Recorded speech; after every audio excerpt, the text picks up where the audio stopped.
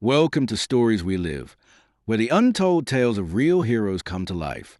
Hey, we honor those who never sought the spotlight, but whose actions echo louder than words. Every story you hear here is crafted to inspire, to remind us of the power of silence, sacrifice, and true courage. So, sit back, listen closely, and prepare to be moved by the story we're about to share. He came in before dawn, always before the recruits. He pushed the mop across the gym floor like he had done it 1,000 times before. Hood pulled low, eyes fixed on the ground. No one paid much attention to him. He was just a shadow in the background, a silent figure going about his work. Until one morning, a young SEAL candidate bent down to tie his shoe and froze. Just behind the man's ear, under the edge of a faded collar, was a tattoo, an old mark, nearly faded, but unmistakable. A trident piercing a skull. The kind only a select few ever earn, and only after surviving missions no one talks about. No one knew his name. On the duty roster, he was listed simply as maintenance civilian contractor. He wore the same worn gray coveralls every day, dark blue hoodie, scuffed boots still dusted with the red dirt of some distant desert. He showed up at 4:30 a.m. sharp, always before the instructors, always before the recruits. No one ever saw him arrive. He just existed. He emptied trash bins, wiped sweat off mats that weren't his, cleaned mirrors no one thanked him for. He never spoke unless spoken to, and even then, kept it brief. Morning, he'd say, "Copy, all yours." The SEAL compound gym was no ordinary gym. It wasn't loud, it wasn't flashy. It was sacred. Every man who stepped inside knew iron meant pain, and pain was a currency of transformation. Grunts, plates, discipline filled the air. Candidates ran circuits until their hands bled.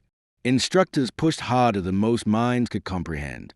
And yet, before the chalk hit hands or the plates clanged on the floor, there he was, silent, steady, cleaning, preparing. Most of the younger guys barely noticed him, too busy surviving the day. But some of the older instructors, veterans themselves, had started to notice small things, the way he folded towels, always precise, how he stacked plates, balanced by weight, not just size, how he watched the recruits in the mirror, never staring, just observing, like he was scanning the room. He never wore headphones, never had a phone on him, and though he moved like a man with years behind him, his knees didn't crack when he crouched, his hands didn't shake.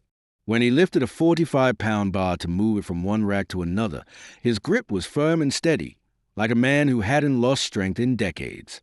Recruits joked he was a burnout or a reject. One whispered, half joking, bet he applied years ago and washed out. But Mason, a tough, quiet former SEAL turned instructor, shut that down with a look. Mason didn't meet the janitor's eyes when they passed, not out of fear, but respect. The base had seen hundreds of civilians over the years, kitchen staff, drivers, contractors. Most didn't last. The hours were brutal. Security was tight. The pressure was relentless. Except for him. He never complained, never took a day off, never got in anyone's way. The only thing anyone really remembered about him was that he kept his hood up, even indoors, even in the heat of July. One afternoon, after a brutal weight circuit, a recruit named Dawson collapsed onto a bench. He was gasping for air, sweat dripping down his face. The janitor was nearby, mopping the floor. The hood slipped just enough to expose a patch of skin behind his ear, tanned, scarred, and inked. Dawson stared at it, blinking away sweat. It wasn't a biker symbol or tribal marking. It was military, very specific. A trident piercing a skull, the kind worn only by SEALs who had completed Tier 1 black operations, missions so secret they weren't even on paper. The kind of ink no one outside those ops would have or dare to wear. Dawson said nothing at first. He just watched as the janitor adjusted his hood and walked away, silent as always. But from that moment on, Dawson couldn't stop wondering. Neither could the rest of the compound. The next day, Dawson kept an eye on the janitor. Not staring, just watching. Others started noticing too. The instructors hesitated around him now. The officers stopped rushing him. Mason, the former SEAL, looked at him differently, not suspiciously, but with a measured respect, like measuring distance between who they are and who they once served with. One day, Grant, a big guy from Texas who had washed out once and come back meaner, made the mistake of speaking up. "Hey, old man," he called out half joking, "you ever do more than clean sweat off the floor?" The gym went quiet. No one stopped training, but the noise shifted. The janitor didn't turn or blink. He just kept mopping the corner stained with blood, where two candidates had pushed too hard in grappling. Grant chuckled awkwardly. Guess not. Then Mason walked over. No yelling, no threats. He just leaned in and whispered, "If you want to finish this program, I'd shut up and show some damn respect." That changed everything. Grant didn't say another word that day. Word spread quietly. Some started calling him the Ghost. Others just called him Sir, without knowing why. He never responded. He remained silent, still early, still invisible by routine. But now, people noticed. He moved like he was mapping the room. His eyes scanned exits, weaknesses, posture. Some said he knew who was going to wash out before the instructors did. And then one afternoon, something happened no one could ignore.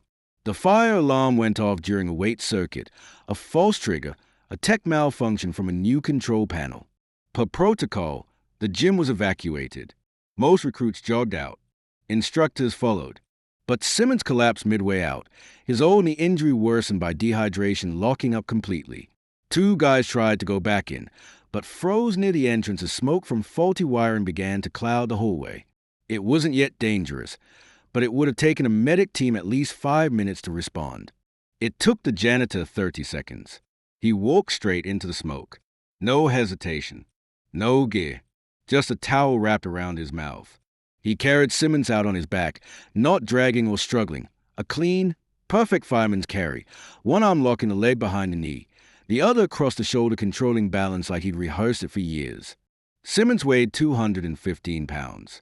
The janitor didn't grunt once. When he emerged, eyes red but steady, he laid Simmons gently on the mat and stepped back without a word. The fire chief arrived moments later. They cleared the building. All safe. All fine. No one talked about it. No official report mentioned the janitor's name. But everyone saw. The precision, the calm, the reflex. That evening, Dawson walked past the janitor's cot and noticed something new. A small patch sewn inside the front pocket, barely visible. Black thread on black fabric. Letters faded but clear. ST6. SEAL Team 6. The kind of unit that doesn't confirm its members. The kind that doesn't leave paper trails. The kind that disappears men when they retire, if they retire. Suddenly, everything made sense. The next morning felt different. Not because anyone said anything, but because no one did. No jokes. No sideways glances. No whispered questions in locker rooms. Just a quiet shift in energy, like the whole room had recalibrated itself around someone they'd all misjudged. He still came in the same hour, swept the same stretch of rubber flooring. But now, people stepped aside when he passed, not out of fear, but something heavier. Respect. Mason watched closely. He'd been quiet since the fire incident. Hadn't approached the janitor. Not yet. But that morning, as recruits finished warm-up sprints, Mason walked over to the supply closet where the janitor usually disappeared for 10 minutes every break. He knocked once, opened the door, and stepped inside. The janitor sat on an overturned bucket, drinking black coffee from a dented thermos. He looked up slowly, eyes calm and unreadable. Mason didn't sit, just stood, then spoke. "I was in Kandahar, '07 to '08. You were in that unit, weren't you?" The janitor didn't answer. Mason nodded once. That silence was all the confirmation he needed. "There's a story," Mason continued. "A black site outside Helmand. Rescue up. Zero intel. No air support. 2 men went in. Only one came out. They said the one who made it back carried the other half a mile under fire. Stitched his own leg with a combat knife. Disappeared before the debrief. No name. Just gone." The janitor stared at him. No expression. No reaction. Mason took a breath. "That was you, wasn't it?" A pause. Then, finally, the janitor spoke, calm, low. "You shouldn't ask questions you don't want answered." Mason didn't smile. "That's what I thought." He turned to leave but paused at the door. They think they're learning discipline in that gym. But you're teaching them something else. Something none of us can put on a whiteboard. The janitor looked down at his boots. They'll need it if they ever see what I've seen. And just like that, Mason was gone. Days passed and the janitor remained a quiet presence. No one spoke openly about what Mason had said, but the weight of his words lingered in the gym's atmosphere. The recruits trained harder, pushed further, not because they were ordered to, but because something invisible had shifted. The man with the mop bucket had become more than a background figure. He was a silent reminder of what it truly meant to endure. One morning, the compound senior staff arrived early to find the janitor's locker door slightly ajar. Inside lay a carefully folded American flag, a pair of worn desert boots, and an old Navy Challenge coin resting atop a faded name patch. The name read Hayes. No first name, no rank, just 5 simple letters, frayed from time. That afternoon, Dawson finally gathered the courage to approach him. "Sir," he said quietly as Hayes coiled a battle rope, "if you really were one of them, why are you here?" Hayes didn't stop his work. His voice was calm and steady. "Because this is where they need me." Dawson hesitated, searching for more. "Why not tell anyone?" Hayes met his gaze for a moment. "The day you need to tell people who you are," he said softly, "is a day you've already forgotten." With that, he wiped his hands on a rag and walked away. Dawson never asked again. But that night, as he lay in his bunk, he stared long at the trident tattoo on his own locker, understanding more than he ever had before. From that day forward, no one called him janitor anymore. Not out loud. He was still listed as maintenance, still signed off paperwork under that name, but around the compound, among the recruits and instructors who had caught even a glimpse of the tattoo or the quiet power behind those tired eyes, he was something else entirely. Hayes became part of the air, a ghost with purpose, watching silently, moving without demand. He never interfered, never sought thanks. But somehow, his presence alone raised a bar. Recruits trained harder when he was around. Complaints faded. Excuses died. One night, after lights out, Dawson pulled aside a new candidate. "If you ever see him watching you," he said low, "don't try to impress him. Just don't screw up." The kid didn't understand then, but he would. Mason, too, never spoke of it again, not in briefings, not in reports. He didn't need to. One afternoon, a visiting commander from Coronado passed by the gym doors and stopped, staring at the silent figure. "You have no idea who that is, do you?" he whispered to Mason. Mason didn't look. "No," he replied quietly, "but I know exactly what he is." The gym kept running. The recruits kept sweating. The instructors kept shouting orders. But every so often, when someone dropped a barbell too hard, slammed a locker door too loud, or spoke out of turn, Hayes appeared in the corner of their eye, just long enough to make them sit up straighter. And sometimes, in the rare quiet moments before sunrise, he stopped by the mirror, lowered his hood, and looked at the face staring back. The tattoo on his neck, once hidden, now faded but still there, spoke louder than any salute ever could. He never told a single soul his story, never revealed his rank, his missions, or the names of the men who didn't come home.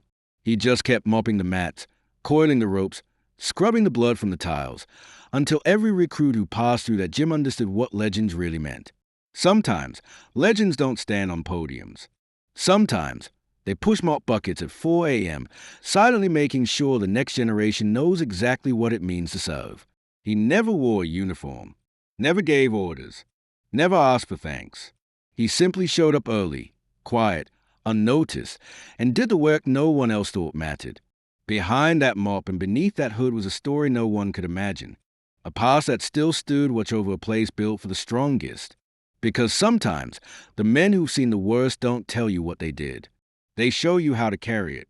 And that's how silent heroes live among us. They don't tell their stories. They simply inspire through their presence. If you love stories like this and want to honor those unseen heroes, subscribe to our channel and don't forget to share. Because true heroism is often found in silence. See you in the next story.